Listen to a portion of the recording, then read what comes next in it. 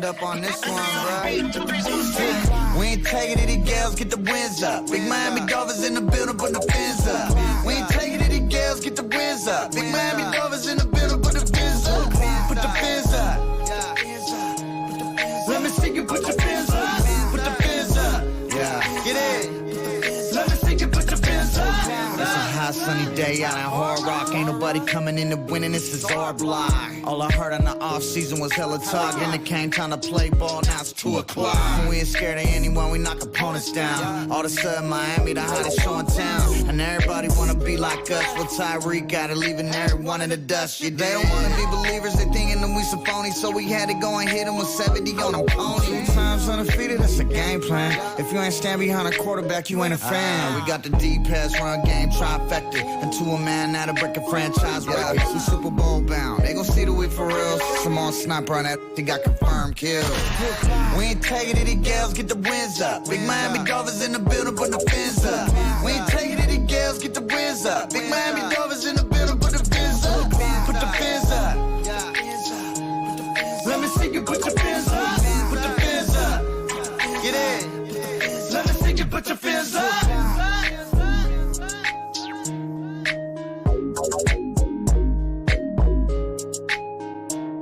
Let me see you put your fins up.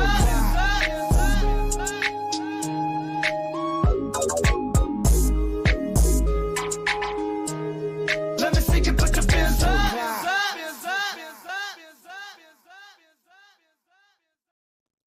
What's up, everybody, on a Tuesday night? Welcome to Tua Tuesday, the original Tua Tuesday, the long-running Tua Tuesday.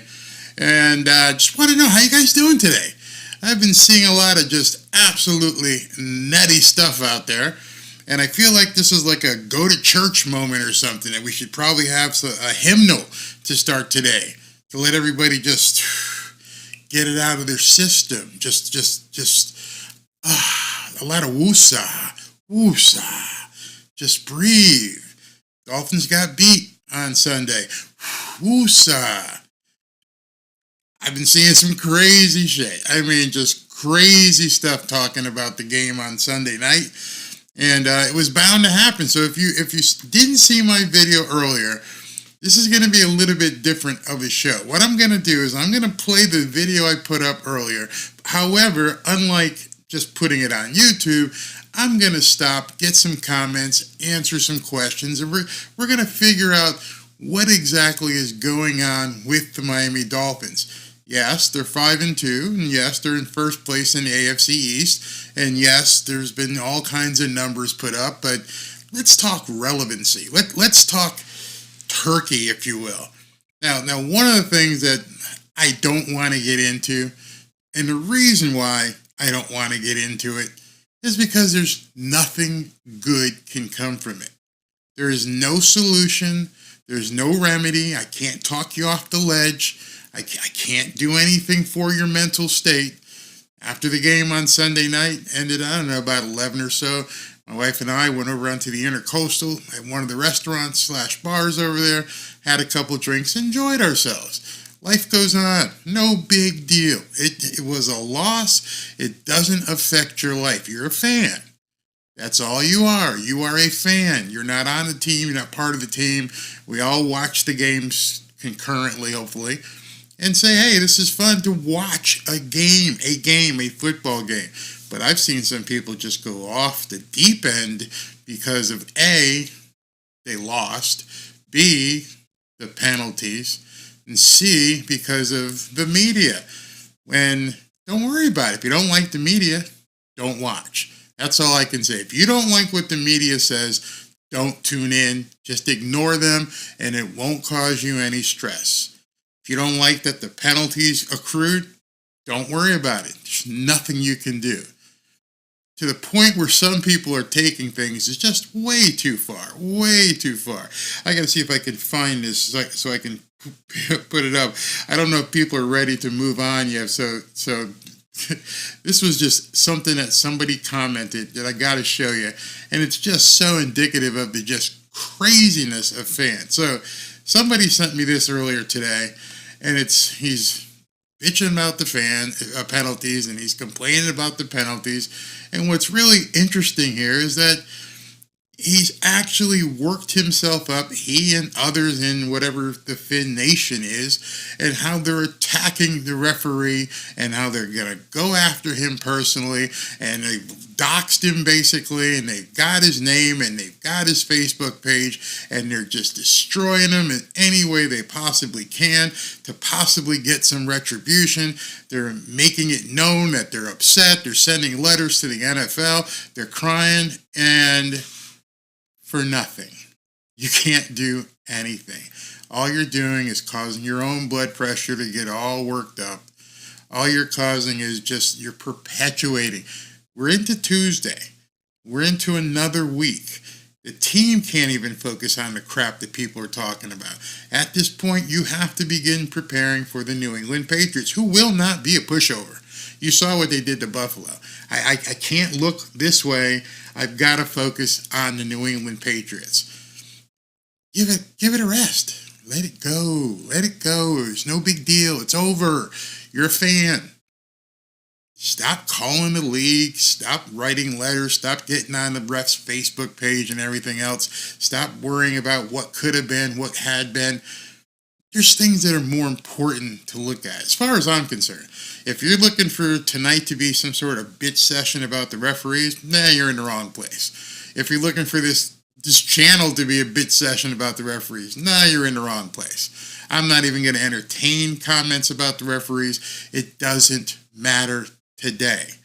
What matters today is moving forward, looking at what transpired on the field besides the penalties. One thing I told somebody this week, I guess there were 10 penalties called against the Dolphins, and they say none were called against the Eagles, which isn't true. Not true at all. There were penalties called against the Eagles. They were either offsetting or declined, but there were penalties called. They didn't get charged any yardage because they were offsetting. So there were penalties on both sides. But the more important thing is that the Dolphins had 45 offensive plays. You can go back to the stats, box score, and you can count them yourself. The Dolphins had 45 offensive plays. The production of those 45 plays was 10 points. To me, that is something Mike McDaniel's looking at. That's something that Tua is looking at. That's something that Tyreek and the players are looking at and going, whoa, we only scored 10 points. Remember, that touchdown came from a pick six. So the Dolphins, when I say 10 points, wait a minute, the Dolphins only scored 7 points. I'm sorry, the other 3 had to have come from a field goal. So the offense sputtered, completely sputtered. And that's what I want to focus on, not the penalties. What happened? Yeah, did the guy grab Cedric Wilson's face mask? Absolutely, he grabbed Cedric Wilson's face mask.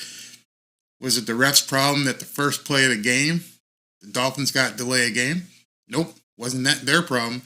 Was it the ref's problem that basically on the touchdown that got called back, that the offensive lineman basically just tackled one of the defensive linemen of the Philadelphia Eagles? Nope. That wasn't a bad call. Were there other bad calls? Absolutely. I could go through every single call, put them all up on the screen one by one, and say, what happened here, what happened here, what happened there. But it doesn't matter. There are other channels who will spend hours talking about the penalties and everything else. I'm saying to you guys right now, there's a bigger problem brewing. Some people don't want to face it, but there's a bigger problem brewing. Now, it's not the injuries. Every team has injuries. I'm not talking about that.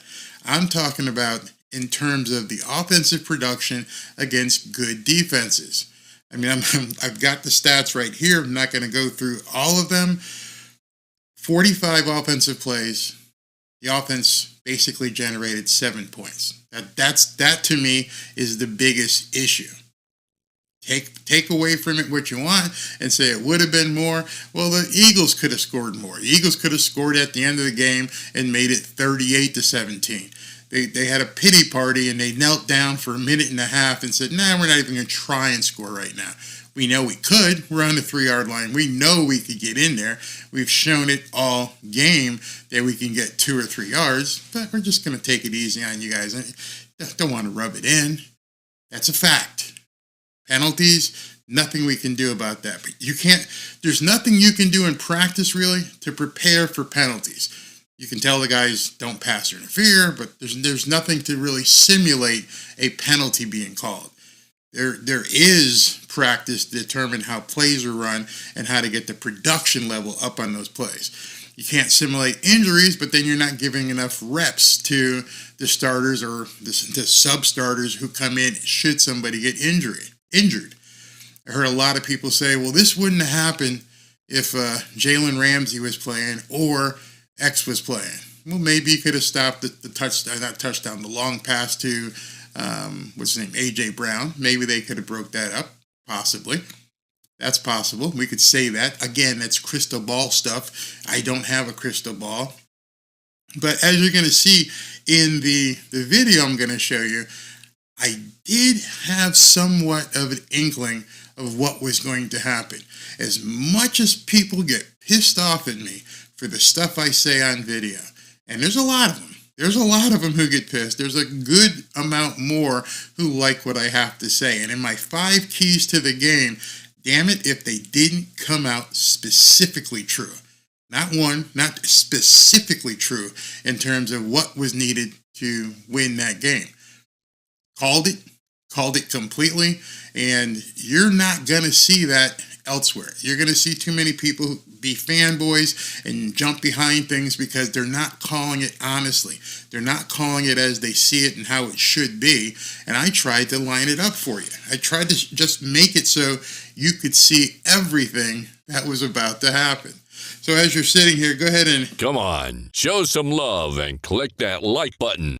Click the like button, get it up, do what you need to do. I'm going to take some comments in a bit, but I've got so much to cover that I want to jump into this stuff. So I also saw a lot of people saying that the defensive line did well. How many games do you know that you can win when your defensive line gives up 4 4th-and-1 conversions to continue a drive? How many times can that happen? 4 times the defensive line just couldn't stop the tush push, the brotherly shove, whatever you want to call it. And then I see people saying, oh, we need to ban it. We need to make it illegal. It's not right. It's not part of football. I had one guy said, it's not aesthetically pleasing to watch. And my head will explode. What the hell are you talking about? What do you mean it's not aesthetically pleasing to watch? And that was a reporter. As an offensive lineman who played some defensive line as well, I absolutely love it. Pissed at me. If the Dolphins ran it, I'd love it. You know why I love it? Not because of which team can do it more successfully, because it's old-time football. It's lining up in front of somebody and saying, I'm going to knock your block off. You can watch all the film you want. You can study. I'm telling you what we're going to do. We're going to get down in our stance. I'm going to get down on all 4s when I get ready to snap the ball. And I challenge you. I dare you to try and beat me. I don't think you can. There's some people complaining, well, Jalen Hurts wasn't actually running all the time. There were people pushing him and lifting him up. Forget that. Get to the front of the line. You got 5 guys dug in. And you know everybody on the defensive line knows it's coming. There is no surprise. You don't need any film study. Christian Wilkins, Zach Sealer, you guys know what's coming. And you got a team lining up, looking you in the face and going, you can't stop me. Forget Jalen Hurts. There may be an argument in terms of that regard. Your argument needs to be the defensive line could not stop the guys kicking their butt up front. I kept seeing people say this over and over, going, oh, it shouldn't be. You know what it is? You know what the tush push is? It's a quarterback sneak. It's a modified quarterback sneak. In any event, you have to line up man against man, this close to someone's face, and you're breathing in their face, and they're breathing in your face, and you're huffing and puffing. And if I'm Jason Kelsey, I'm like, I'm going to stick your you-know-what in the dirt. And if I'm Christian Wilkins, I'm like, I'd like to see you try it. All right, it's on. Let's see what happens. And I don't think enough people understand what kind of just raw testosterone that is. That's two guys, 3 guys, 4 guys, 5 guys lined up face to face going, I'm going to kick your ass. That's the essence of football. That's the most true essence of football. Reason I love to play isn't because Philadelphia did it and did it well. It's because of that essence. The essence of lining up against another man and saying, I'm going to kick your ass and there's nothing you can do about it.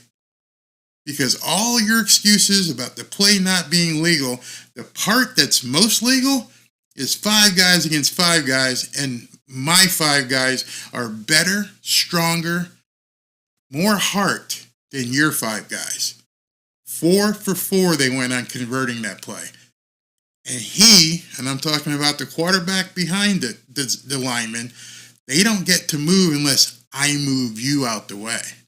I don't think people really understand what line play is like. It's like the last bastion of male testosterone. Ask any guy right now. If you went into a bar and somebody said, I'm going to punch you in the face and there's nothing you can do about it, you're like, okay, bring it. Show me you think you can hit me in the face and there's nothing I can do about it. Drop the hands and let's go. That's what the tush push begins. That's where it starts. 5 guys or 6 guys against 6 guys. Zach Sealer, Christian Wilkins, Emmanuel Agba, whoever else they stuck up front versus the Philadelphia Eagles 5 or 6 guys. And with those 5 or 6 guys, 60, 70,000 people in the stands screaming, and all I can think about in my stance is how much it means to me to blow you out. That's all. And at the same time, the defense should be saying, okay, so it's on. Well, I got to make sure this guy doesn't budge.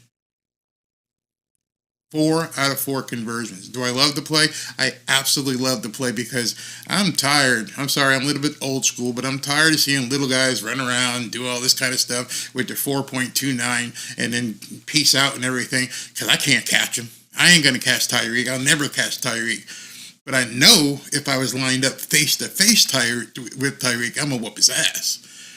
I feel that very confident that me lined up against a 5'9", 185 guy, I'm pretty much going to whoop his butt. That's not even a fair fight. So, little guys, go ahead and run around all you want. The tush push, by the way, if you want someone to blame, you want someone to say, hey, why is this happening? How did we not prepare for this? Ask Vic Fangio. Vic Fangio, there's nobody in the Dolphins locker room who could have been even this much surprised. Not at all. Everybody knew it was coming. It was talked about all week long, all year long, this play that the Philadelphia Eagles run. So you're telling me at no time during the week did you say, here's how we're going to beat it. And I'm going to tell you why they couldn't beat it. And it's been something I've been saying on my live broadcast all year long.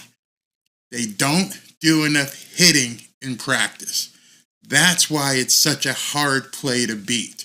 When you're not hitting man on man as hard as you can and you get used to that kind of contact, I mean, we're talking close quarter combat. If you're not used to that, how are you going to beat it one day a week? How are you going to line up in front of me and try to stop me and my propulsion and everything I'm doing? Because I've practiced it. I know how to get lower. I know how to hit you. I know where to hit you. I know where my other guys are going to hit. I know which side of the line we're going to attack. Because I don't think people understand the strategy. It's not just 5 guys lined up and just diving in the middle. They know where they're going to go with it. We're going to hit this gap. Everybody push to the left. Everybody push to the right. They already know where they're going. You saw Minnesota against San Francisco last night. They couldn't run it. Kirk Cousins was like, I don't even understand what this is. They tried to do the tush push. Got nowhere. Contact during the week makes that play successful. The Dolphins don't do any. Not so. I'm going, wow, 23 minutes here. Let me see if people are talking, and please don't be talking about the penalties. Punch the ball out. That's a if you can get to it, for sure. Frederick Saunders, I had couple people say this, and this is exactly the answer. You want to stop the tush push? You want to get rid of the brotherly shove? Don't get into 3rd and 1, 4th and 1. Have your defense. When people told me the defense did great, just a few plays, well, if you got into short yardage situations, then no, you didn't do great. Got to think about this. No, you didn't do great. I think it was Rex Ryan who also said this. We are weak, soft, and a finesse team. I won't say we're weak and soft. We are a finesse team. We're used to running around you. We got the little guys all around the field running around trying to beat you on speed, and there's nobody really punching you in the mouth. What was Mike Tyson's biggest speech? Everyone has a game plan until they get punched in the mouth. Everyone thinks they can play defensive tackle until you get the tush push rammed down your throat. Peter Ness says, question, I've never played a snap in my life. How is it possible to have a delay of game on your first play?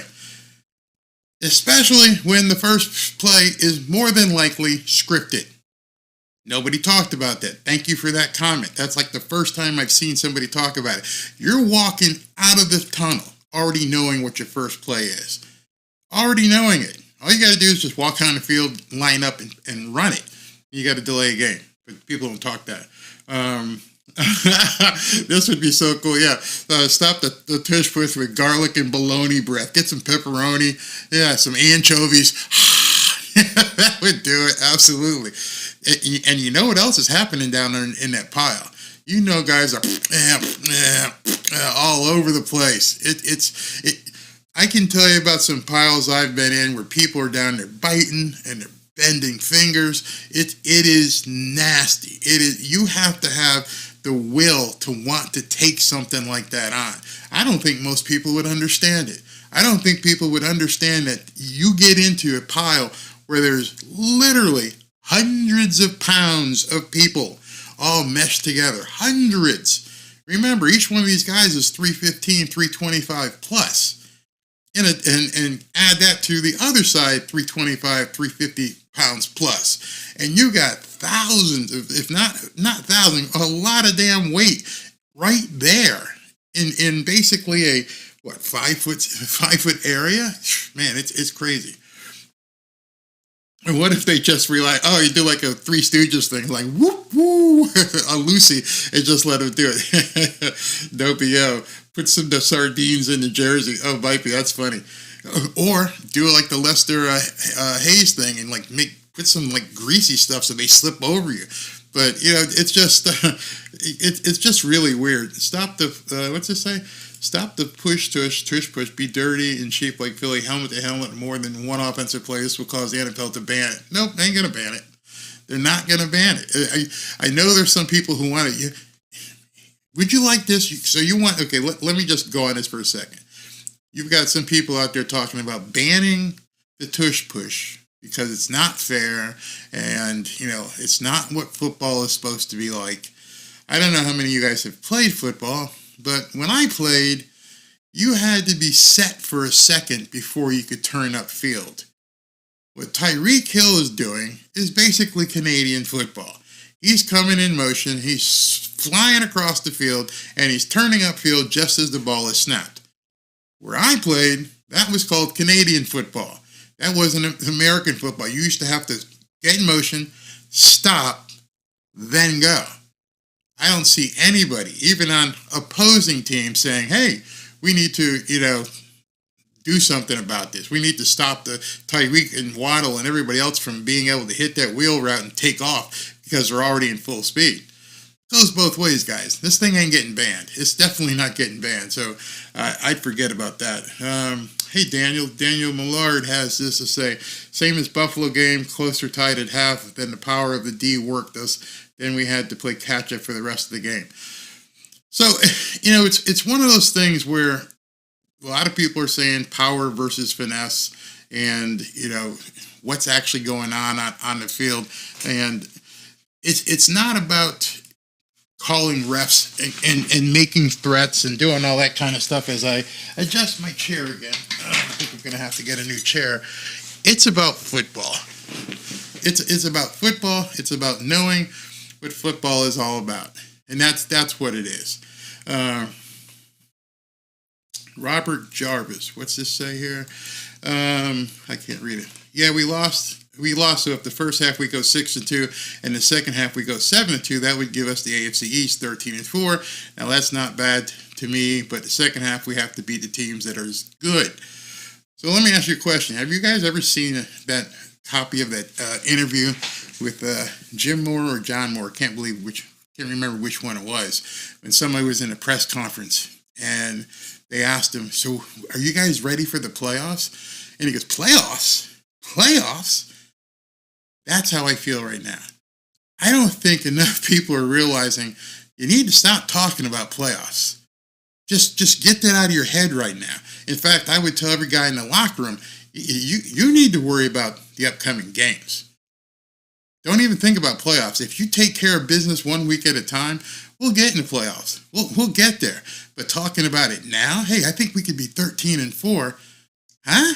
What, are you just picking that out of the air? You obviously didn't look at the schedule. Here's why.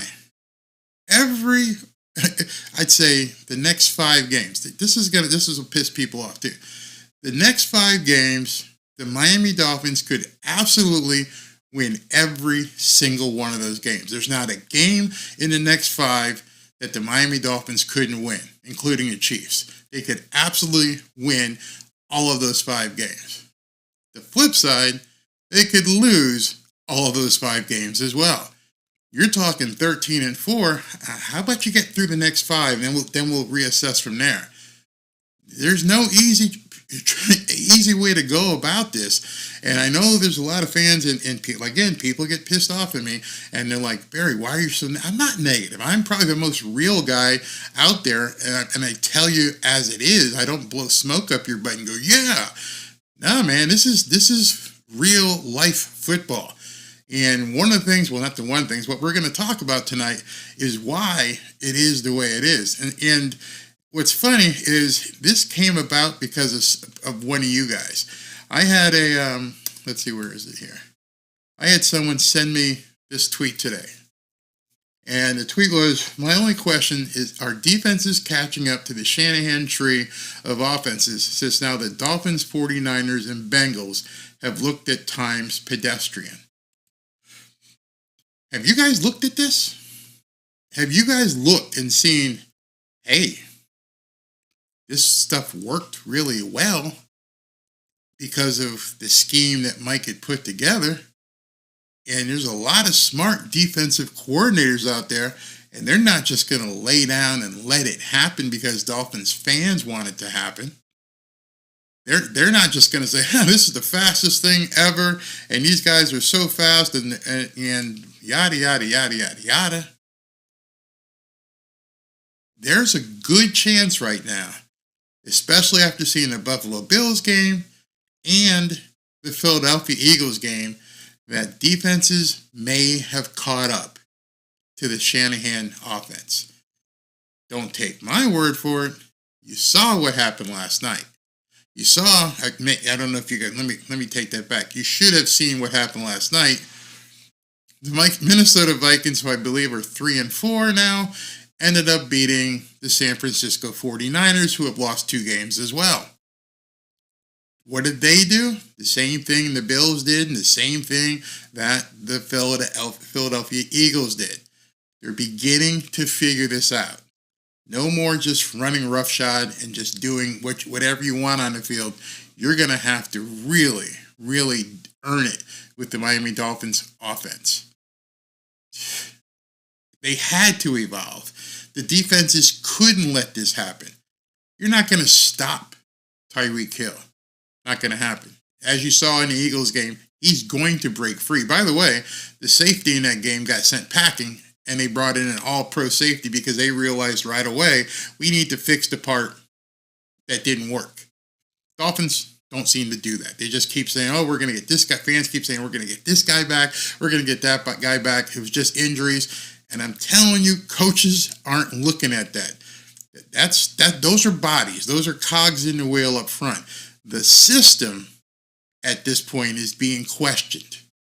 So I'm going to go through this, and I'll stop like every 3 or 4 minutes to see if you guys, what your comments are. If you haven't seen it, watch. If you have seen it, wait, and I'll open it up for questions as we move forward. So take a listen to this. But it's interesting as you're watching this game with me, you point out that when they can't run the ball, it changes them. In what way? How significant? Well, you just think about all the horizontal stretch they get. They like to run the football outside. Part of that is kind of getting to the edge. So whether it's blocking down with the receiver on an edge player, whether it's a tight end getting there.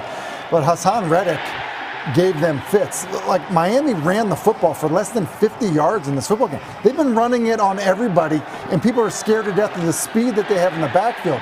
But when you aren't able to get to the perimeter, now all of a sudden that speed is not as dangerous when you're keeping it inside. And then, oh, by the way, all your help is coming from in there. So that matters. And then obviously there's play action and stuff that comes off of it. But I thought, to me, making them one-dimensional, Miami offensively, that is, like, that had a big factor in this football game. Making Miami one-dimensional was a big factor in the football game. But Barry A-Chain wasn't there. Mostert was. Mostert was there. Jeff Williams, Salvador Ahmed, they were there. Yeah, they may not be elusive as A-Chain, but the holes just weren't there. They made the Miami Dolphins one-dimensional. Can't deny it. What about the Buffalo Bills? As I say in this video, what about the Buffalo Bills? They did the same thing. You couldn't run. Well, A-Chain got 101 yards. Yeah, but he got 55 yards on one play. 55. Like I said, you're never going to completely eliminate the threat of Achane and Tyreek and even Waddle. You're not going to eliminate it. You're just going to contain it. If I can give up one 55-yard run, but bottle him the rest of the day, you're damn right I'm going to take that. Because what that does, as soon as I can bottle up the run, you know what happens at that point? That means Tua has to do everything. If I make the Dolphins a one-dimensional team, everything falls on Tua's shoulders. Everything. If Christian McCaffrey isn't doing everything he wants to, it all falls on Brock Purdy. And what happens? It doesn't work. It doesn't work at all. All right, so this is the beginning of my video I did when I did my 5 keys to the game. How did the Philadelphia Eagles beat the Miami Dolphins so handily? I know there's a lot of people out there complaining and whining and bitching about the referees and all the penalties. That's hogwash. That's complete BS. I won't even talk about that. The only people blaming a loss on referees and penalties are fans. Players never blame a loss on penalties. It just doesn't happen. People can say that the penalty's this, the penalty's that. Like, for us as a team, we're not throwing that out as an excuse. But what if some of us saw something?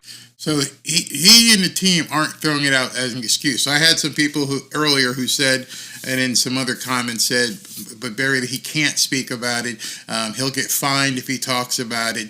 No, you can't think about it because you're already on to the next game. Mike is probably going to be delivering the game plan either today or tomorrow. He'll be delivering the game plan for the Patriots. I got to focus on this. I can't worry about what just happened. Let the fans worry about that. I got to get focused on this game. And what I said that people misconstrued, I never said there weren't bad calls. Absolutely, there were bad calls. Were there a couple bad calls? Yeah, there was more than one, maybe 2 or 3 bad calls. What I said is you can't blame the loss of the game on the penalties. There's a big difference. I completely agree with everybody who says it looks like the Dolphins got hosed, they didn't get the calls they should have gotten, all that kind of stuff. But at the same time, you cannot blame the loss on penalties. You had 45 other plays to run. What was the production on those other plays? What happened on those other plays? Why didn't they work, those other plays? People aren't looking at that. They're focusing on penalties. Well, what did these 45 plays do in terms of production? Do you think from the Dolphins? I doubt it. They're professionals. It probably pissed them off more. Let's get it. But they couldn't get it because something was going on in the offense.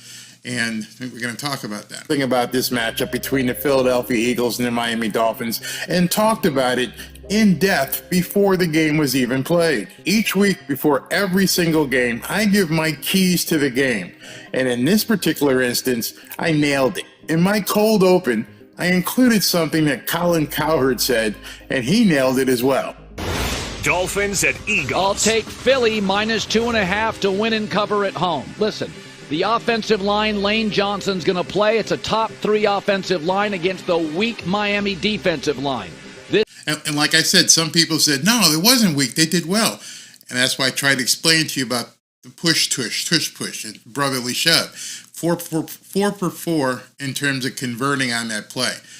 Those plays, extended drives. Those extended drives led to a higher time of possession, which is one of the things that I talked about. This is a time of possession game, and Jalen Hurts, last 13 home games, has been remarkable.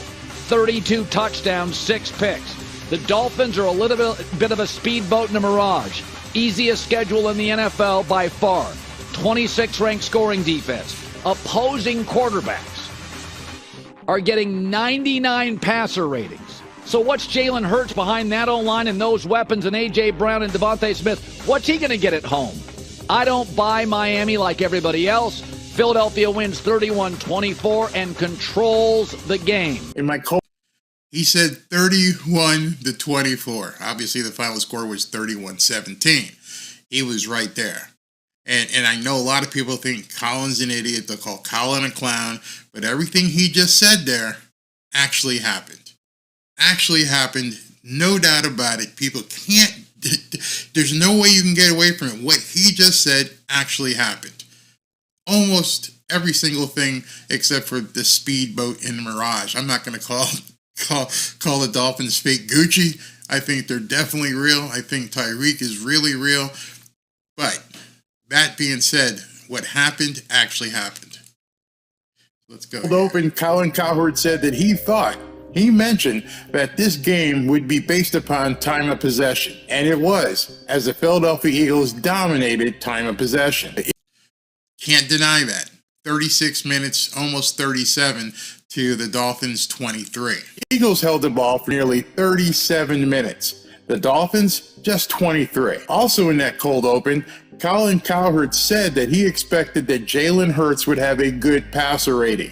Why do you think that? Because so far, Miami Dolphins quarterback opponents have averaged 99 as their quarterback rating. So what was Hurts' rating against the Dolphins? It was a whopping 109.5. So dead on. He said that in his prognostication that he would have a high quarterback rating, and he did, 109.5. The Dolphins haven't been able to stop any quarterback thus far in terms of getting a high passer rating. Why is that? But let's continue here. As much as people want to scream and bemoan about what Colin Cowherd said, he absolutely was dead on with his prediction. Did he have a crystal ball? Nope. Didn't need one. Then I said this later on in the video. You may not agree with Colin Cowherd, but something he said was spot on. This game will be won or lost in the trenches. The Eagles have the obvious advantage with their offensive line going against the Dolphins' defensive line. The Eagles have one of the best offensive lines in all of the NFL, and injured Lane Johnson is back this week after spraining his ankle last week against the Jets. Christian Wilkins, Emmanuel Ogbah, Zach Sealer, Bradley Chubb, Jalen Phillips, they might have quite the long evening. So in this video, I'm going to put the focus on the Miami Dolphins offensive line when they're facing the Philadelphia Eagles defensive front. And we saw what happened. Yes, a couple guys, one guy went down. Isaiah Wynn went down, and then Cotton behind him played like dog poop because he wasn't ready. And obviously Connor didn't play. I don't think people expected Connor Williams to be inactive. And then Eichenberg pretty much stunk up the joint. And Jordan Davis and Jalen Carter and what's the other guy? Fletcher Cox pretty much had their way with the Dolphins. Thus far, do you see that nothing was out of the ordinary in terms of not ordinary. It was called right away. Everything Colin said and everything I said in my video specifically happened. Now, we're already at 43 minutes. I'm not going to keep you guys 2 hours here. So I'm going to jump ahead in this video because I think it's really important to get to, if you haven't seen the video, it's on my video page so you can watch the whole thing. But I'm going to jump ahead right now so I can get some comments in with you guys as well.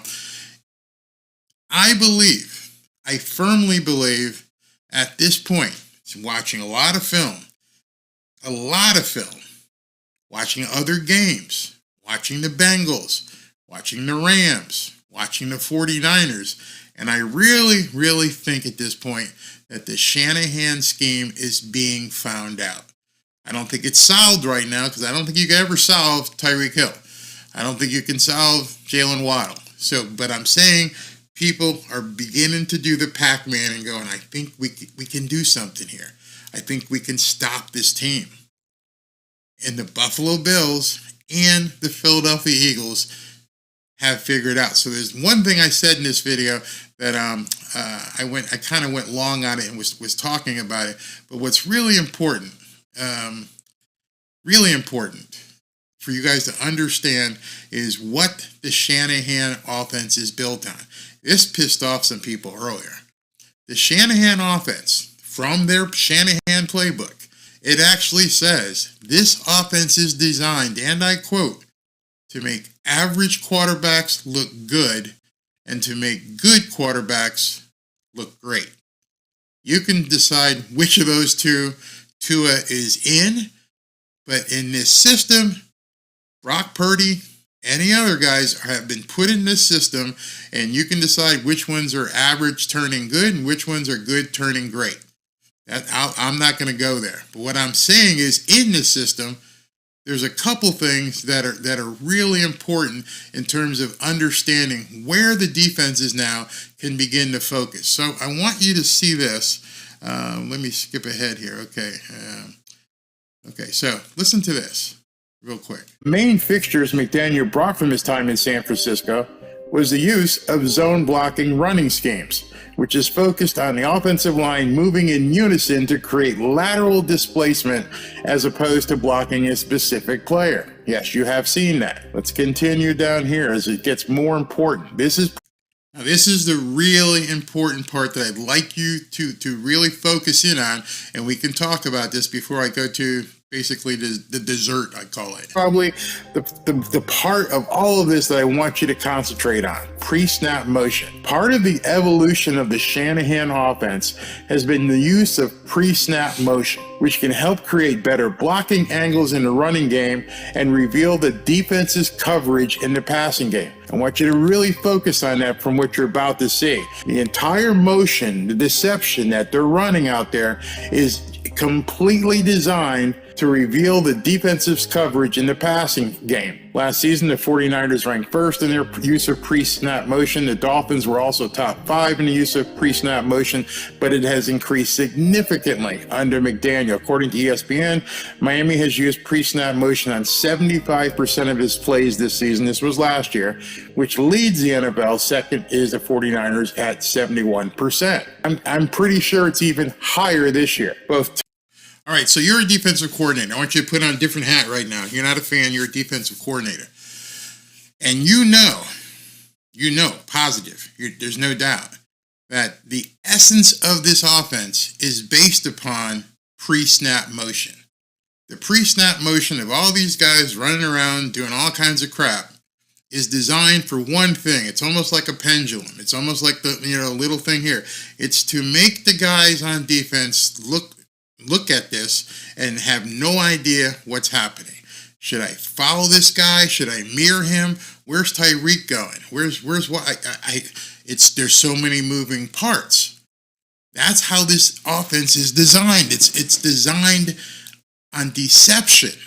The zone blocking. Hey, you don't really know which hole the running back's going to because we're just looking to put you in a certain place that maybe even influence you that you want to go to. We're going to let these little fast guys behind us, find where the opening is and let them shoot through it. So you got everything in this offense is based upon deception. It's not man on man like the tush push. I'm not just taking my guys on the line and just seeing if I can push you off. No, we're going to do zone blocking, and we're going to move back and forth and let the running back find a hole. That's different than how it used to be when I played. When I played, hey, listen, you need to move this defensive tackle out of this gap and do whatever you need to do and move him because the running back is coming right up your butt. Anybody who played understands that term completely. He's coming right at your butt. He's probably looking at your butt, and he's basically going to bounce off. That's not how running plays run these days. Now it's like, just give these guys enough time. That's why they're 7 yards deep, and they'll find the opening. Their speed, I may look this way, but oh, look, there's wide open over here. I'm going to cut back and jet right here because I can stop on a dime and I can run, or I'm going to run outside. Based on speed, I'll go where the hole is. That's where it's designed for. The pre-snap motion, you got the linebackers and secondary going back, where's this guy going? And you got following the guy in motion so that the quarterback can determine, is this a man-to-man play? What are they doing? Zone. So what did the Eagles and the Bills do that has nothing to do with the 5 wins against crappy teams? Well, I'm going to tell you. They ignored the motion. They didn't care what Tyreek did, where he went. They ignored the motion. And if you ignore the motion, what teams are finding is that now you've turned it back on the quarterback. Because now he doesn't know what the coverage is. You see what just happened there? These guys running back and forth. Tua is seeing the defensive backs go with him or not with him. So if he goes with him, I know over here is man-to-man. If he doesn't go with him, they're in a zone. I could hit somebody on an in-breaking route. The deception, once you ignore it, I'm right here, Tyreek. I'm right here, Tua. Okay, what's he going to do on the snap? I'm not going to tell you. I'm not going to show you what I'm going to do. I'm going to move after that ball is snapped. Go ahead and snap it and see what I do. I'm going to show you some film where you can see it actually happens that way. I'm going to wait. I'm going to sit right here, Tua. Hi. And I'm not moving and giving you any idea what's going to happen. So go ahead and snap that ball and see where we end up. Now you've put everything on Tua. You've put everything on the quarterback, and you've put everything on the quarterback post-snap. All of his reads are gone. He doesn't know which one's going to be open because you guys aren't moving. Oh, we're not moving. And guess what? We've got a good enough defensive front that we're going to come in and come after you. We're going to pin our ears back because we don't care what you do. We're coming after you. A lot of people didn't like that at all. Average quarterback to good and good to great. So I'm going to show you something here now. I'll take a few comments. I know there's probably some people who are like, what are you talking about? You're pissing me off. Let's see here. I don't see anything here. That's what the Eagles did. Smarter than you. You guys are all screaming at different things. Barry refuses. I'm going to just take this one. Barry refuses to keep an open mind relating to having this game rigged. New England rigged games years ago with the NFL. Dude, open mind on what? Conjecture? And let me just take that for a second. Maybe this will stop it. What if the games were rigged? I'm going to put it back on you. What if the game was rigged? Now what? You think the NFL is going to admit it? You think they're going to change the score and the record? You think, yeah, we rigged it. Let's go ahead and give it back to the Dolphins. You guys caught us. You caught us. We were trying to help Philadelphia. We're bad. I'm sorry. Hell no. So why even talk about it? What do you mean I refuse to keep an open mind? No, I refuse to waste time on it. There's nothing that's going to happen. You can be pissed, go stamp your feet in the corner, go on a hunger strike. It doesn't friggin' matter. Nobody cares that you're upset that there were bad calls. Get it through your head. Nobody cares. They're on to the next week. The team's on to the next week. Mike McDaniel did a couple, complaints or whatever you want to call it, criteria review. the offseason, the rules team will look at it and see what they did wrong. But nothing is going to happen regarding that game. So if I said to you, yeah, make you happy. Yeah, they rigged it. They screwed the Dolphins over royally. Are you happy? Because that's the only thing you must want is for me to acknowledge, oh, it got rigged. Okay, it got rigged. Can we move on now? Because that's insane. Absolutely insane. So hopefully now you've had your adrenaline rush of trying to completely still 2 days later tell everybody it was rigged for no reason at all, because there's not a friggin' thing you can do about it. And NFL ain't going to do anything about it. They're on to the next week. So, okay. So, I'm sorry, but that's how idiotic it is to me to worry about the penalties. Let's worry about stuff that is important, like the game. So, let me just show you this part. So, this is Dan Orlovsky, Marcus Spears, Ryan Clark on NFL Live. And what I just did, that thing where I'm like, I'm not moving. Tua, you need to go ahead and show me what you're going to do. Watch this video. And some of you may feel uncomfortable with what they say. But nonetheless, let's check this out. Game and foretell what was about to happen. So let's watch this together. I said you cut the head off the snake of Miami, and that's probably how you can deal with this offense, because we were talking about how they spread you so thin offensively with all of those weapons. The head of the snake is Tua, and this is what's becoming my concern, Dan, when I watch Tua play against teams that are very high pressure. Yeah. We talked about the first read and how he doesn't seem like he knows what to do after that's not available. It doesn't seem like he knows what to do after the first read is not available. I know it. I didn't say that. He said it. I gotta believe that this week in practice, they are practicing what to do on that next read. Because with the Eagles, what the idea was, take away the first read, come after him hard. And if you come after him hard, let's not let him get to the second read. I'm pretty sure he must have an idea what his next read is. No doubt. That's how I feel. But the opponents are feeling at this point, if we stop his first read, he may not realize what he has to do. Not my words. It's hard for a lot of Dolphins fans to understand, but we all see it. If that first read isn't available, I wouldn't go as far as saying it doesn't look like he knows what to do. I would just say that obviously the decision-making capacity after the first read isn't available is problematic. But also, I'm not sure about his playmaking ability outside of structure. The two things that has held up in Buffalo game and in the Philly game. We take away your first read, eyes drop down, rush affects you. Can I hit on that real quick? Please. All right, so you got 3 NFL players there, former NFL players, talking about it, who are seeing this and watching film from a player's perspective. A lot of you guys may have played. Most of you are probably just fans who haven't looked at this in terms of looking at game film from a player's perspective. A lot of guys do the all-22 thing, but they don't cover the in-depth part of the Shanahan offense. And that Shanahan offense needs to have that pre-snap motion I showed you. It needs that pre-snap motion to determine, so Tua can determine what his next move is. What happens if he can't read not only where his first read is in terms of the pass, but what the next thing he needs to do, not just in his progression, but who's going to be where, because these guys aren't showing me. That's the problem I'm seeing. I don't think your point is off. I think that's attached to the injuries. I think a lot mentally. You see where they're going here? That second read, now he's on the onus of the quarterback. That's why you see Jimmy G, Joe Burrow, and some of these guys, even Matt Stafford, who have to be able to think on their feet and go with that second read. Brock Purdy.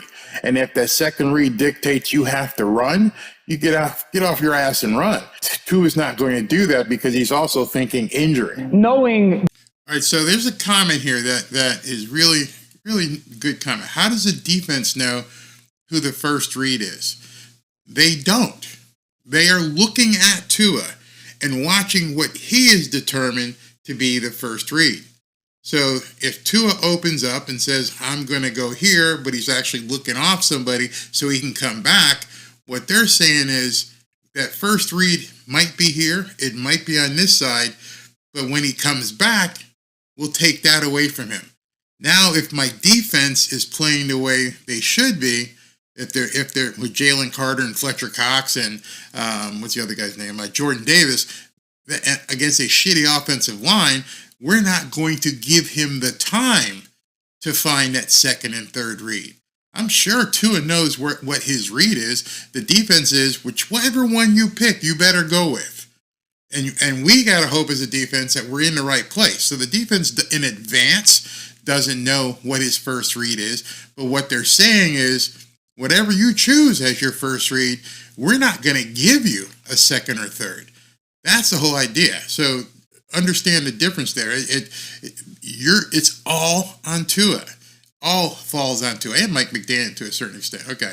Don't get hit. Right. Don't get hit. Because what have we said about Tua? Yeah. Just if you avoid injury, you'll be really good. That is what causes me the most concern about Miami. I think that's a good point. When he has to play out of structure, it looks completely different. Yeah. Man, when this dude back foot hit the ground and he letting the ball go, it's as beautiful as anything in the league. Agree. See, nobody doubts that.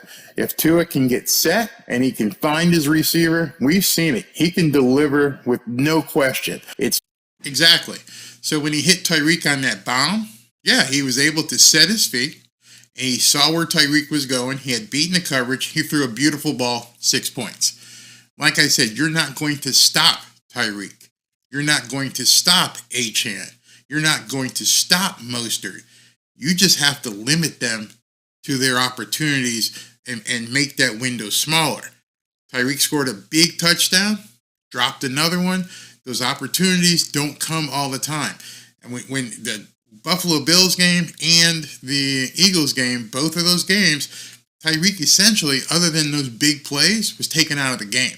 There was nothing there for him, because I'm thinking he came out to the line of scrimmage. He saw where Tyreek was. He saw the coverage. He's like, Tyreek's going to blow past this guy. That's my first read. I'm just going to throw it deep, and Tyreek's going to outrun these guys. I just need to throw it as far as I can.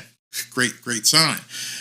Here's another excuse that's been going around and around. 3 starting offensive line, out both starting centers, out Achane, out Waddle, banged up. The refs bought and paid for. I'm not going to go into the refs part. So, again, come on, guys. You got to think here. And what I'm saying is, it's a lot of people don't want to hear this. The Shanahan offense, I mean, Shanahan offense is going to be all on the quarterback, whether it's Purdy, whether it's Burrow, whether it's Matt Stafford, whether it's Tua. It's up for the quarterback to execute. It's up to the defense to put pressure. So that the hurt offensive linemen that you're talking about, you're saying that professional football players, because you remember, you remember Chris Greer said, you're more worried than we are. So he chose these guys. What you're saying is these guys actually suck, and Chris Greer did a bad job. Because, hey man, your second and third stringers are high schoolers. They absolutely suck. But Chris, you told us. I mean, let me go ahead and play it. I don't have it queued up. Hey, you guys are worried about the offensive line more than we are. Oh, really? Obviously, you didn't go out and sign a bunch of names. You didn't put out any big money. Could have had Mike McGlinchey. So these were guys that he felt could play in this offense. Jordan Davis, Jalen Carter, Fletcher Cox, Reddick, these are top-level defenders. Do you think it would have been much different with Connor Williams at center versus Jalen Carter? You think that based upon understanding that it's zone blocking, that the idea was to disrupt that, and that the same effect would have, I don't know, maybe you haven't watched enough film on Jalen Carter. Maybe you haven't watched enough film on Jordan Davis to see what these guys are doing. As I said during the game, they're refrigerators with sneakers. They're monsters. They manhandle people. When I did my 5 keys to the game, I did it before knowing Connor Williams was even going to be out. I did it before Isaiah went. I knew there was a problem going into the game in terms of the offensive line being overmatched. Using it as an excuse afterwards, it doesn't make any sense. Mike McDaniel had to know as well. Hey, listen, these 3 guys up front, these monsters that are out there, they're going to beat up on Eichenberg. They're going to beat up on Robert Hunt. They're going to beat up on Isaiah Wynn. Doesn't matter who you put out there. They've been doing it all year to everybody. I don't know what else to say. Okay, let's continue. When he's not set and the play's not going according to plan, i.e. not structured. Outside of that, though, you need more than that in order to win a championship. Really quick on that, then you're saying it's more so willingness to do. And that's important to have a feel for that, because if it's needed late in the season, he has to be willing to take that chance. And it's going to be RC. All right, so understand what he just... Okay, wait a minute. So there's a comment that just came in from Jay Stone, and I want to answer. So you don't think injuries affect the team's ability to win? Yes. Yes, I think injuries affect the ability to a team to win. But more importantly is what I'm trying to tell you, don't fall back on the injury excuse. What I'm going to show you in the next 2 minutes is going to give you food for thought if you open your mind and pretend you're an offensive coordinator per se. When you see the exact lineup of how the Philadelphia Eagles and also the Buffalo Bills are attacking this team, yeah, the offensive line, couple guys getting hurt, yeah, that could have affected things. But until Mike McDaniel gets in and starts adjusting things with Tua, it's going to keep happening. That's what I'm trying to stress with you guys. Nobody else is going to tell you this. It's going to keep happening.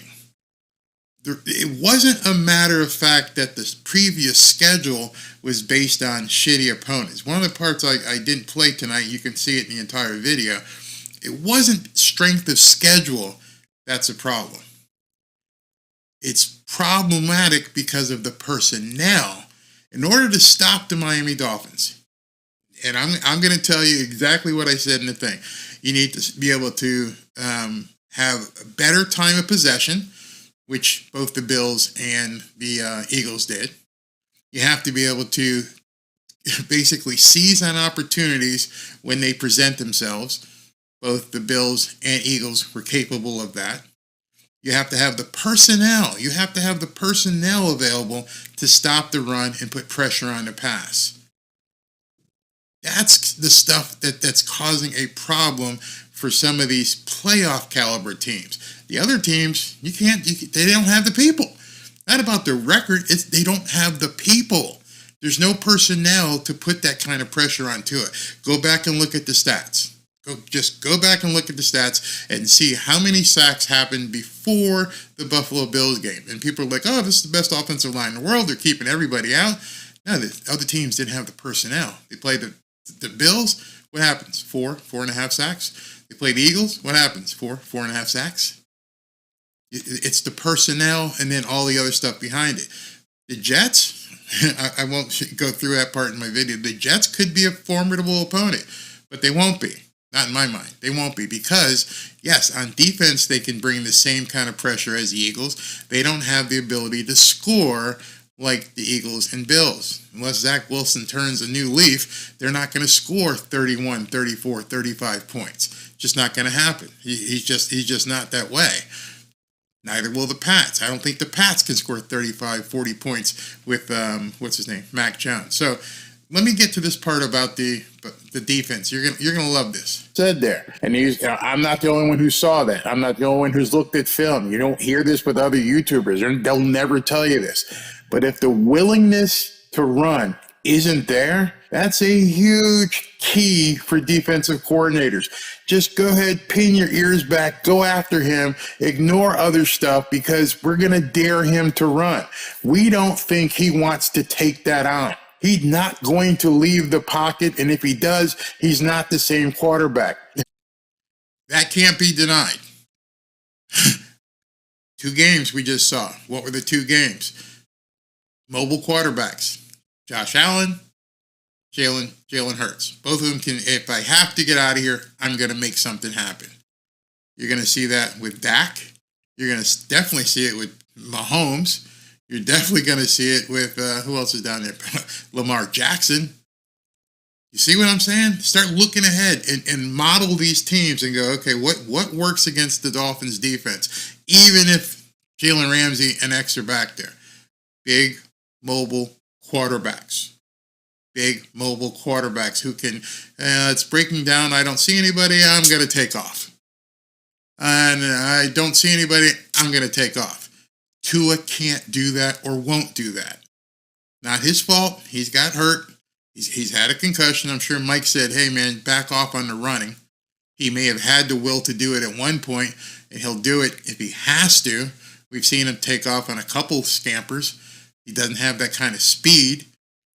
So that is a big problem moving forward. Swagoo and Ryan Clark and Dan Orlovsky and myself and Colin and other people are seeing this. That willingness to run and take off if things go south is what he's not doing. Yeah, he runs it here and there, but he doesn't want to. Is a willingness there? I'm not going to convict him, but it doesn't seem so. Maybe he unleashes it then, you know? Yeah, and I think this is about adjustments for both. All right, so this is the part I really want you to see. All right, so stop commenting for about 3 minutes and pay attention to this. Don't worry about the refs. Don't worry about hating on Barry.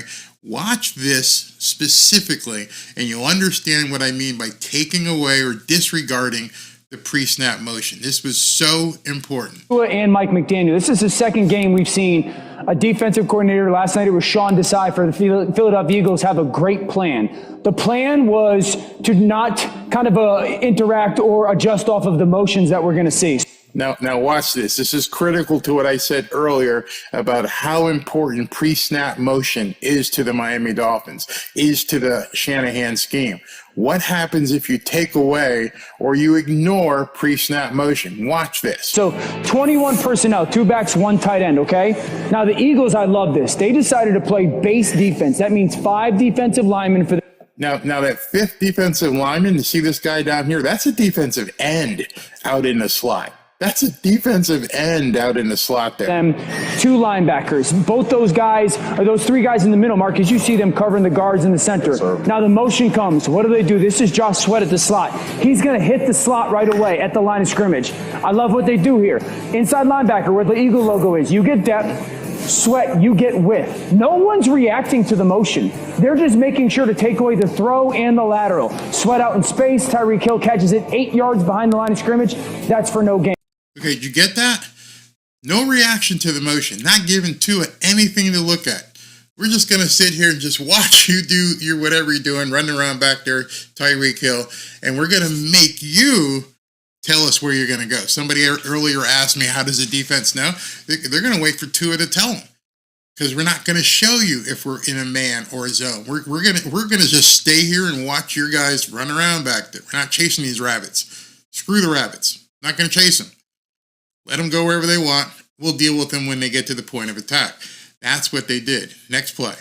Second. Do you understand that? Completely ignore the pre-snap motion. Hey, guys, don't even look at it. What you're going to do is just stop it in this regard. We're going to fade here towards the middle. We're going to take a shove at the slot guy. We're not even going to pay attention to the pre-snap motion. This is their bread and butter play, right, guys? This is the rail route, the slant, and then the flat. I love what they did at the end man line of scrimmage. That's the conflict guy. They told him, don't play in conflict. Go get the quarterback. Force the ball to come out of his hands. Linebacker, do not pay attention to the run. Go laterally for that. Don't even pay attention to the run. I don't know how somebody could have just ignored the run, but they must have seen something. I can tell you what they saw. They know that Jordan Davis, Fletcher Cox, and Jalen Carter weren't going to allow the Dolphins to run up the middle. Slant, and then that forces one throw. Ball to the... Gave him one throw. You only have one option. You didn't have time to look at option 2 or 3. That's what I meant by when I saying they're going to force him to take the read that he wants to take, because they're not paying attention. You can go back and watch some of the game film from before, and you'd see people running across the New York Giants game. The guy goes in motion, and the safety has to run all the way across the field to cover Tyreek, and Tyreek turns and goes, and the guy gets burned for a 60-yard touchdown. You all remember that. Tua's looking, he goes, oh, this guy is coming all the way across the field, and he thinks he's going to be able to catch up to Tyreek and cover him man to man. Good luck. Whew. Touchdown. Because Tua could see the entire defense developing. Tyreek's behind him or in front of him, running his motion, and there goes Charlie running, trying to stay with him. and I don't see the safety moving, and I see this guy, Tyreek, turn, and I know he's going to be wide open for a touchdown. These guys don't show you anything. These guys just stood there and didn't budge. Sideline, that equals 3rd and 3 now instead of a huge gain. Simulated pressures. They walk people up into the line of scrimmage. I love the fact that they forced Tua just to play a second slower. Who's coming, who's not coming. As those droppers. That second slower is because he's noticing nobody's paying attention to the motion. You don't see guys running across the field trying to catch up with the motion guys. Get out. Right now, watch this slot near the bottom of the screen. The ball would be out right now if it was Tua, if he wasn't looking at those droppers. But he's a hesitation second late that allows Darius Slay to fall off, and then there's an incomplete pass. So I loved that Sean Desai said, 21 personnel, we're going to play base. We're going to walk Josh Sweat out and be physical at the line. Just take away that first throw linebacker, Sweat, you played horizontally, and then that forced vision, and then that second clip. I love the fact that they took away that number one play and told those defensive linemen, go. Yep. That Josh Sweat play is exactly what I was just talking about. Yep. No quarterback threat run, no threat from his legs or making a play. I can sit my defensive end out there. Yeah. I don't have to account for it. Putting a defensive end out on a slot receiver because Tua is not a threat to run. He doesn't have to be in space versus two guys, essentially. Buddy. That's it. That's how. Like I said in the video, that's it. So that's something that I don't know why nobody's talking about. But when I watched that and I watched the film breakdown, then I went back and watched the All-22 myself and went, holy crap, they did. They completely ignored the motion. Go back and watch the New York Giants game. I'm telling you right now, if you think I'm full of crap or they're full of crap, go back and watch the New York Giants game, and you can see that cornerback / safety come across the front of the line because he's got to chase Tyreek all the way across the field, and then Tua had an easy throw for a 60-yard touchdown. Same thing in the, the Chargers game. Tyreek comes across, Tua finds his way through, steps up, long pass. Over and over and over again. Now you get two teams like the Bills and the Eagles where they're just like, go ahead and run around. I don't give a shit. Go ahead.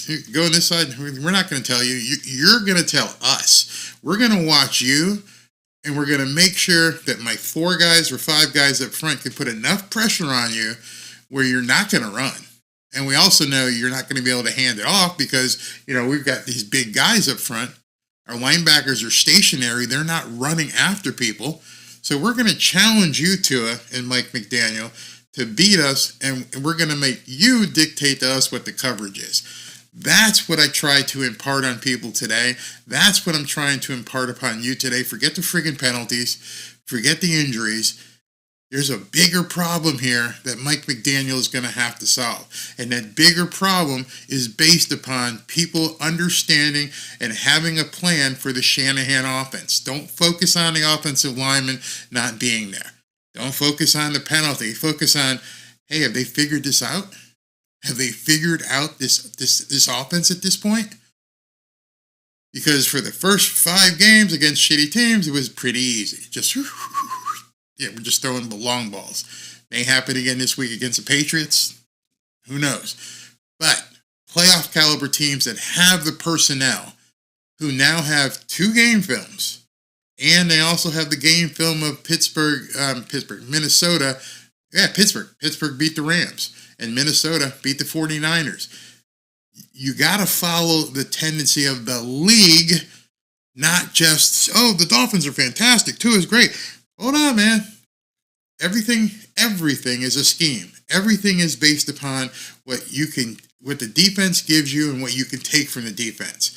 So now we've got a chess match going on where the defensive coordinators are now looking at the Dolphins and saying, okay, we understand, Barry just found it too, that you said, Mike McDaniel, pre-snap motion is the essence, is the integral part of your entire offensive scheme. Pre-snap motion is designed to be deceptive and get us away from looking at what's really going to be happening. Okay, you just told me what to do. I'm just going to ignore this shit. Just go ahead and do all your zip-de-doo-dah, and we're just going to wait until you actually snap the ball, and we're going to make your quarterback define where he wants to go. We're going to stop your run. We're going to just Go after the quarterback because we know he's not going to take off. Beat us. That's the problem coming forward. Barry, are you being negative? No, I'm just telling you what's out there. Too many of you have been clouded by a 5-0 record and chasing the MVP, and Tyreek's going to get 2,000 yards receiving. So what? I don't care if Tua throws for 7,000 yards and breaks every throwing record he possibly can. If they don't win and get to the Super Bowl, does it even matter? I mean, seriously, I'm looking at this long range. And I'm saying, now Mike McDaniel, people said that Tua looked like he had deer in the headlights. I watched Sunday night. Mike McDaniel is the one I thought had deer in the headlights looking. It was like he didn't expect, because again, this is only his second year. Shanahan's been around a while. He didn't expect, I don't think, people would catch up to his offense that soon. Now, you're going to find out what kind of team Miami really has. I'm not talking about against the Patriots of the world. I'm not talking about some of the scrub teams. I'm talking about playoff caliber football. Playoff caliber football where I've got guys, I've got the personnel to A, rush your quarterback, B, defend against the run, and make you one-dimensional. Make you, Tua, find a way to get the ball to these receivers. Yeah, I know you're going to burn me. Tyreek's going to get 60-yard bomb somewhere. Jalen Waddle's going to catch a 50-yard bomb somewhere. There's no shutting down the Miami Dolphins offense. I just need to slow you down and contain you a little bit because my offensive guys are going to just go nuts on your defense at this point. Vic Fangio, buckle up. Buckle up, Vic. You put everything you got on Jalen Ramsey, and he's coming back sooner than later, and you got no excuses now. Once Jalen Ramsey's back on the field, you got no excuses. And you've got the Dallas Cowboys, the Ravens, the Chiefs, all staring you down, licking their chops. All right, so yeah, it would be nice if Ramsey played this week to see where he might be. Let's see here. Danny, I mean, a lot of people don't like to hear the tough truth. I try to back it up with as much solid knowledge without conjecture as possible so you guys can actually see what I'm talking about. I'm not here blowing my horn. I'm doing the film work, not my own film work. I want to see what these guys come up with. And, have you guys seen that before? I doubt it. Brady would never get a delay on his first thing. Let's see. Johnny Johnson says, when the 85 Bears came to Miami, they knew Dan Marino was going to pass, and did it matter? No, it did not. He ate their asses, lit their asses up, had no running game. Yeah. You know why? He was that good. He was that good. That's all I'm saying. Remember, the Shanahan scheme is to take average quarterbacks and make them look good, and take good quarterbacks and make them look great. Dan Marino was great when he came on the field. You don't have to just show me where I can throw the ball 65 yards on a rope. Again, that's the equivalent of the offensive line. I'm going to line up and punch you in the face. I dare you to do something about it. I'm Dan friggin' Marino.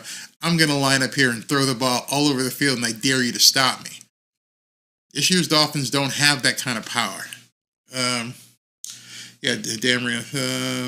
George Salas says, so if Belichick sees the game with the Eagles, they may beat us, Barry. What do you think? Because I know you said they need the right personnel, but he will see, I guess, just waiting.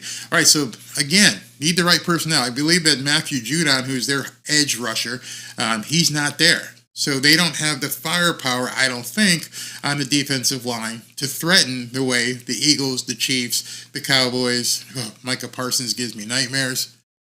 They don't have that power. And then on the flip side, remember, flip side too, you have to have an offense that can sustain drives, eat up time of possession, keep the Miami Dolphins off the field, and then score when the opportunity presents itself.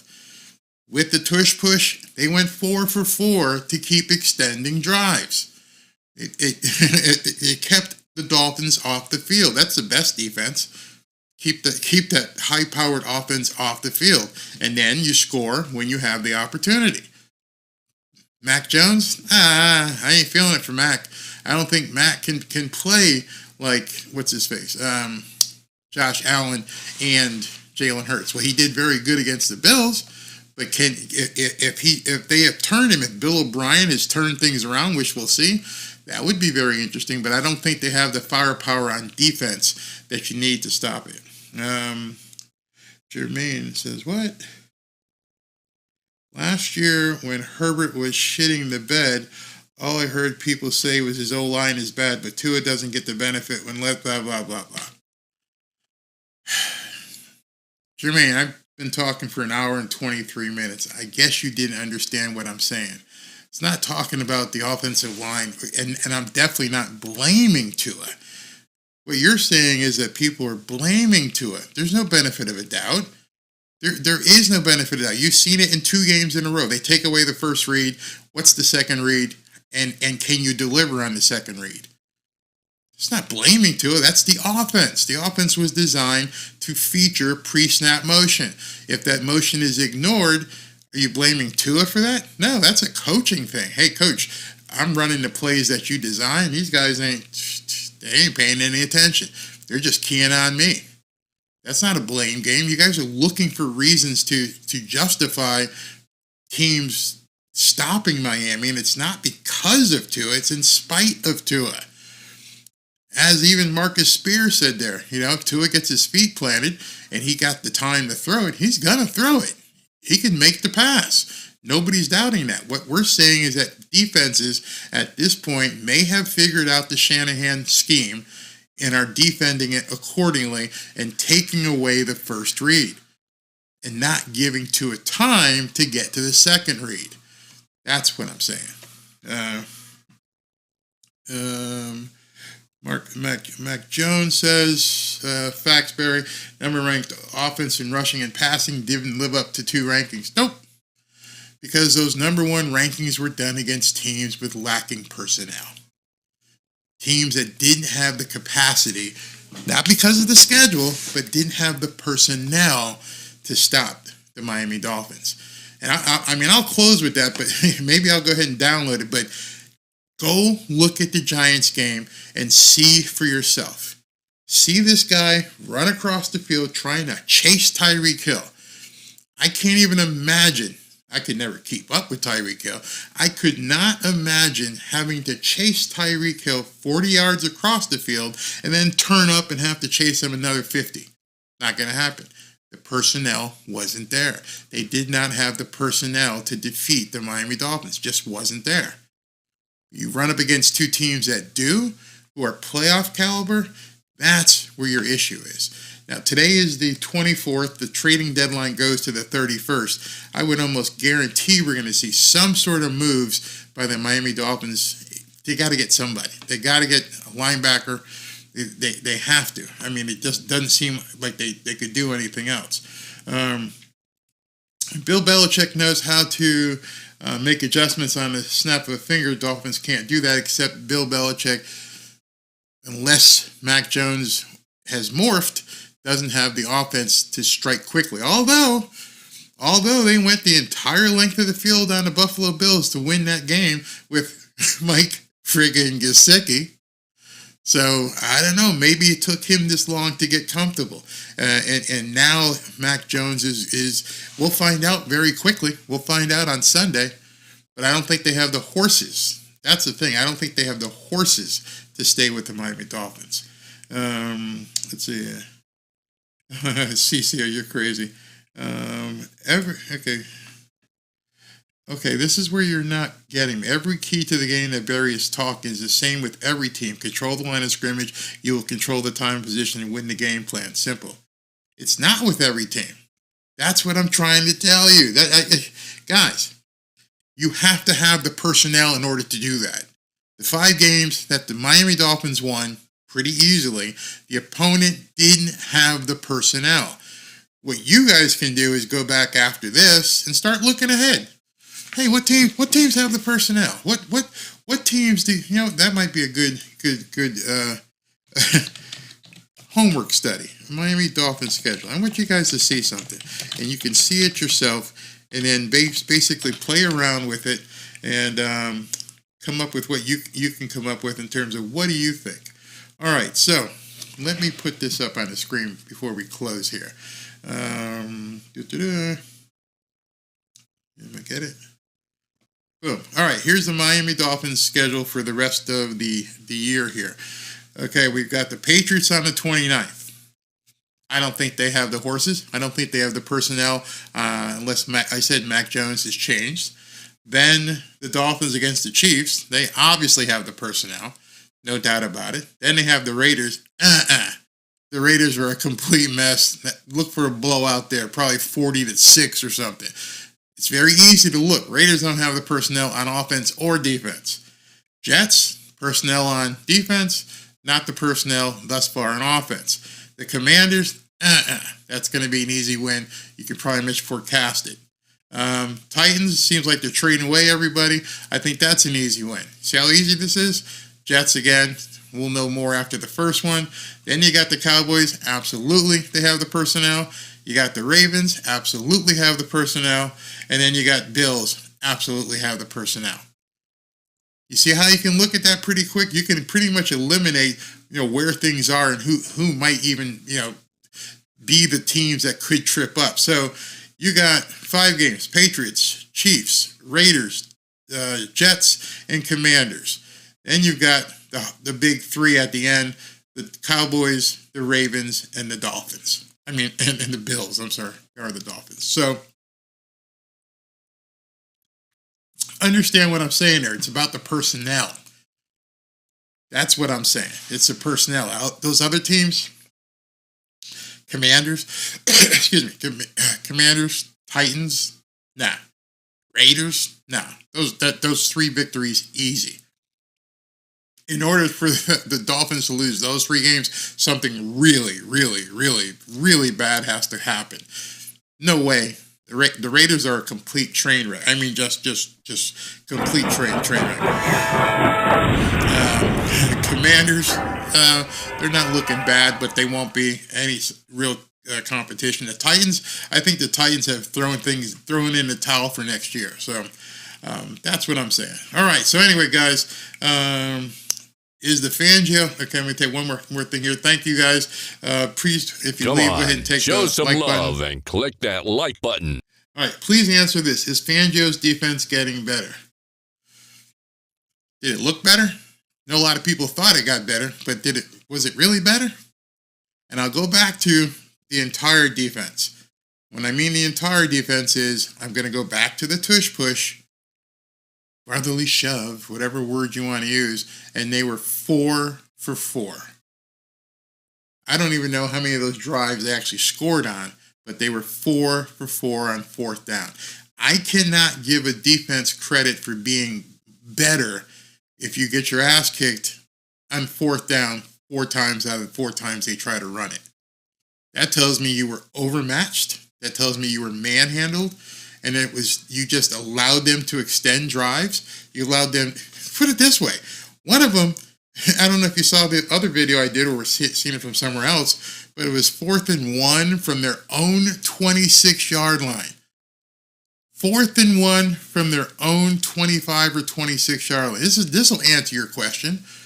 The team runs off, the offense goes off, and they get off to the side, and he gets ready to punt, and the offensive line's like, "Hey, bro, what are you doing?"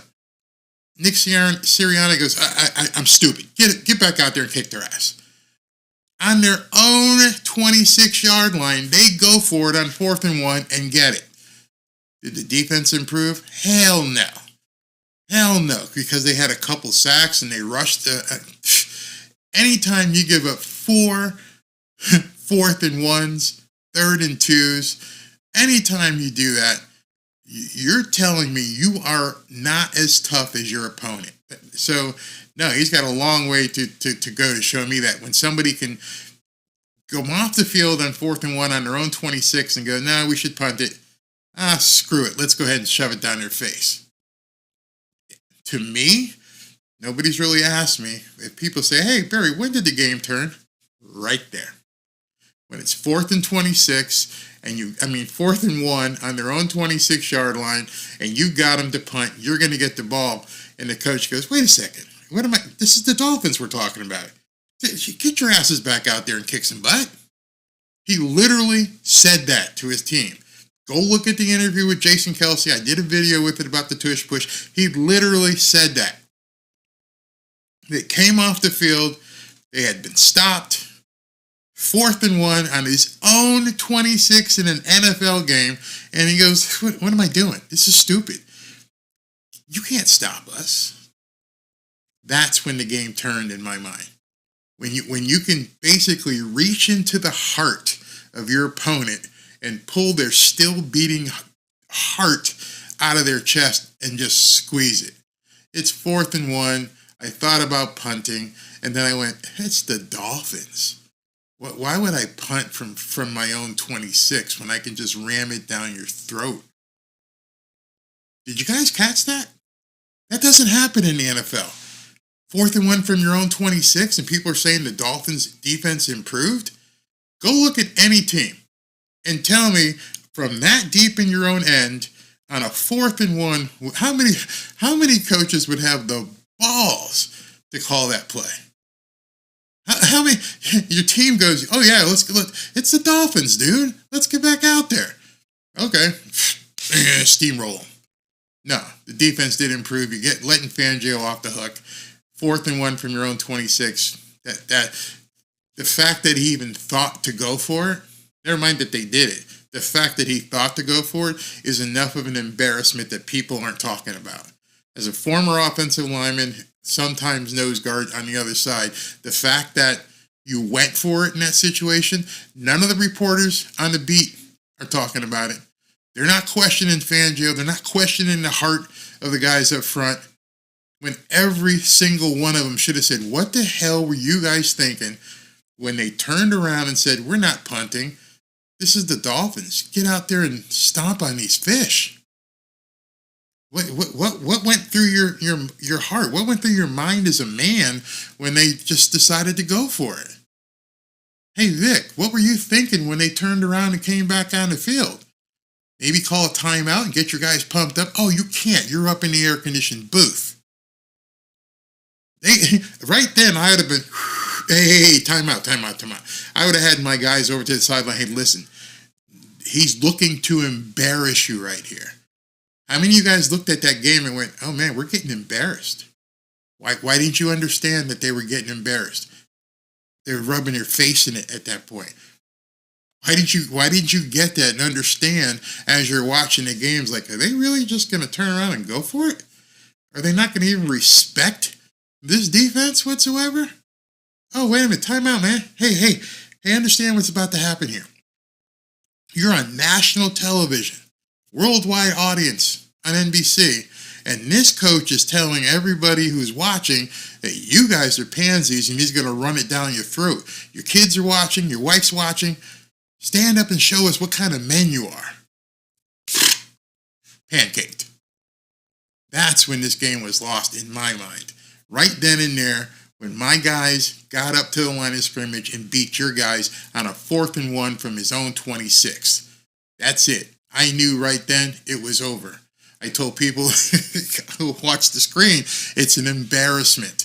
And I could not believe I didn't see anybody question Vic Fangio about that. That is piss poor.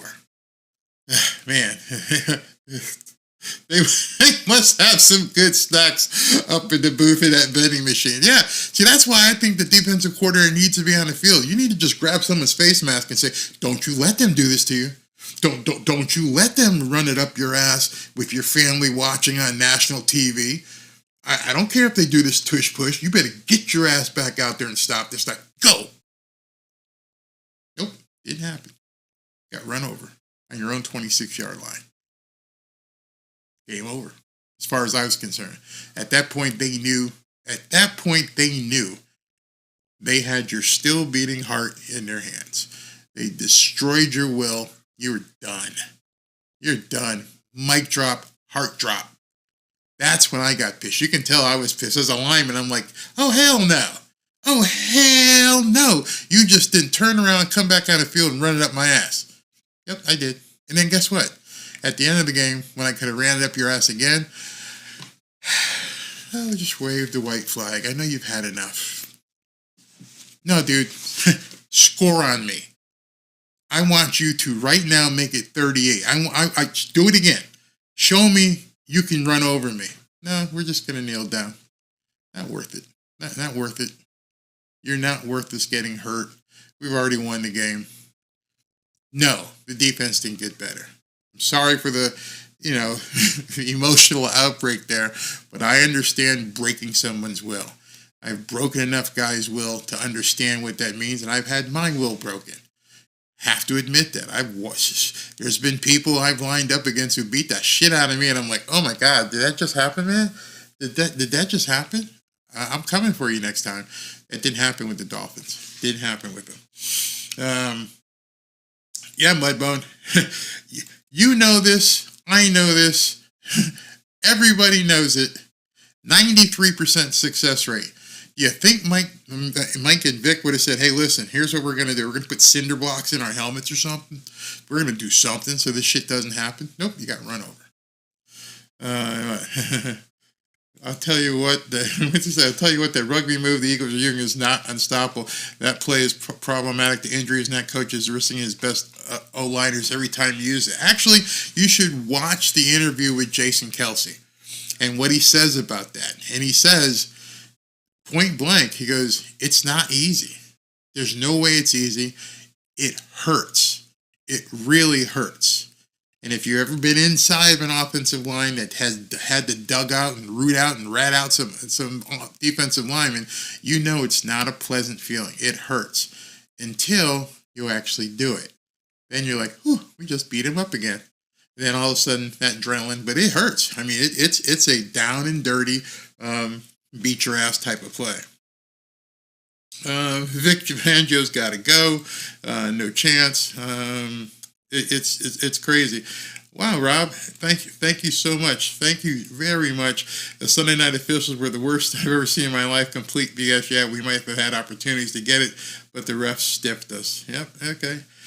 And Chris Wheeler. Perry said, CCRs, you can't talk to people like that. Denzel Washington, yeah, you're talking about that speech he told. Yeah, dude, but you got to be on the field to pull the helmet and say, even with the fake movie there, what was it called, Blind Side, when Sandra Bullock walked over and said, you see that guy right there? You understand he's coming after your lunch money or your sister or whatever. Crazy.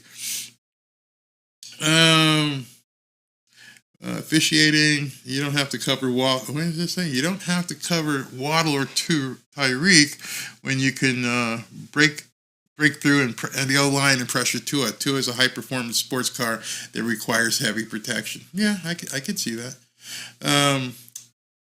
So good defense. Tony Smith says a good defense go 3 and out before they gassed us. Yeah. All right, guys. Wow, this is a long Tua Tuesday. I probably pissed some people off. I didn't have time to check every one of these comments because I'm sure there's some people mad at me. But hey, you tune in here. I'm going to tell you what I think. I'm going to tell you what I really feel. I'm going to give you the truth. I'm going to give you as much researched information as possible. I'm going to let you see specifically what I'm talking about. And now you've seen it, and you can figure out or talk amongst your friends or even other YouTubers and say, hey, what are they going to do? What the hell are the Miami Dolphins going to do if the pre-snap motion is integral to this offense and people just say, the hell with it, we're going to ignore it? Because that's what the Eagles did and that's what the Bills did. All right, guys. Wait, what's this? Thank you for tuning in on To a Tuesday. I really appreciate it. I appreciate it more than you know, listen to me pontificate and say what I really think. And I'm glad some of you guys were able to let me know what you think as well.